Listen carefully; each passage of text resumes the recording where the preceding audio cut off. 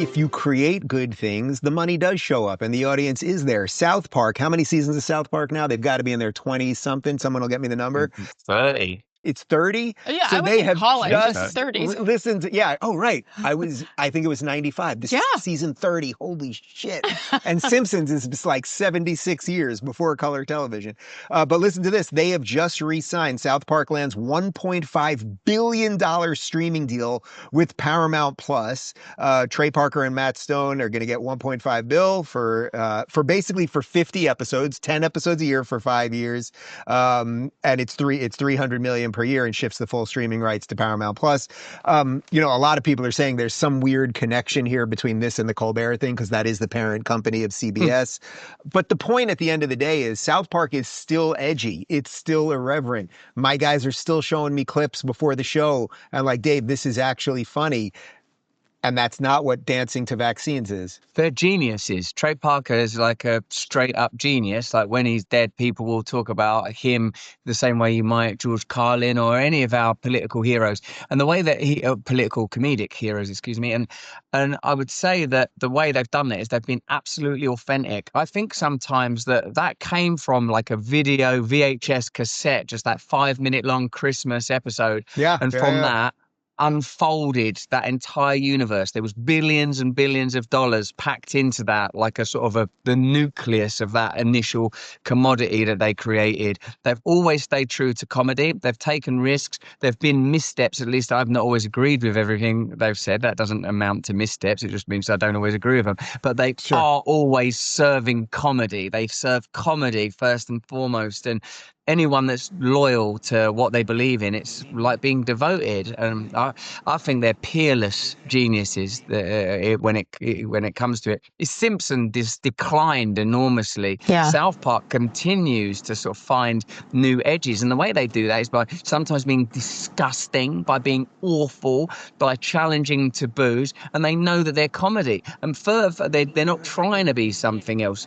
Like whether a Book of Mormon is amazing, their student film about cannibalism, like that was amazing. He's so gifted. Their musical parodies are gifted. And presumably now someone at Paramount's worked out that's worth 1.5 billion. We can use it in this many ways. There's that much derivatives. They don't make mistakes, I don't think, in those areas, even when evidently losing money through someone like Colbert. That it made sense for as long as it made sense. So there must have been ways that it was functioning, presumably through their ability to advocate for big pharma and political causes, one might imagine. So it certainly weren't funny. But these guys, like by being true to themselves, they generate relentlessly good content. Where did it debut? What network was it? Comedy Central. It was Comedy Central. That's right. I mean, I remember being at my apartment my junior year of college when this stuff was really coming out, and I was shocked.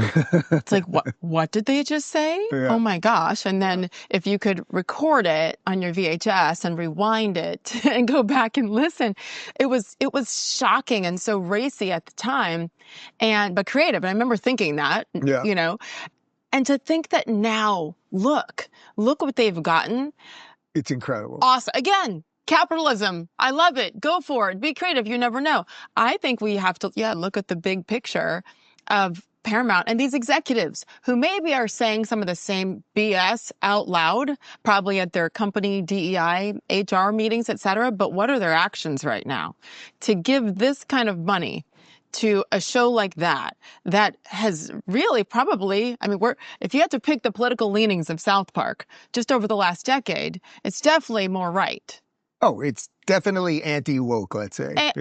That's the better way to say it, right? And so for them to say, you know what? Hey, obviously it's just about the dollar, the almighty dollar. They want to make money for themselves. But to me, it's a huge statement. It's a huge win for common sense. Anti-woke equals common sense. So I think it's great. And it brings me back to my really fun, naughty years in college. Well, just the idea that something can last for so long is so Crazy. Powerful. The Simpsons, I know it doesn't really have much cultural relevance anymore, but that came out in 1989. It's still on every Sunday night. I actually did watch the season premiere this season. I haven't seen a new episode in like probably 7 years. It was pretty funny. Like Really? they did this thing where they claimed it was going to be the last episode, and then they said this is what AI created of the last episode of Simpsons, and it was pretty clever.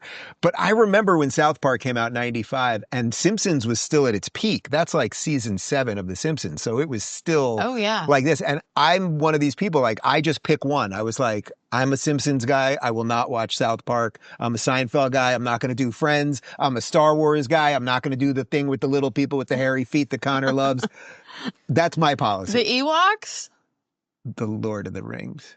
The Hobbits. The Ewoks are in Star Wars. I know they're in Star Wars. But wait, what did I do last week? Call yourself a journalist, Sage. Oh, last week.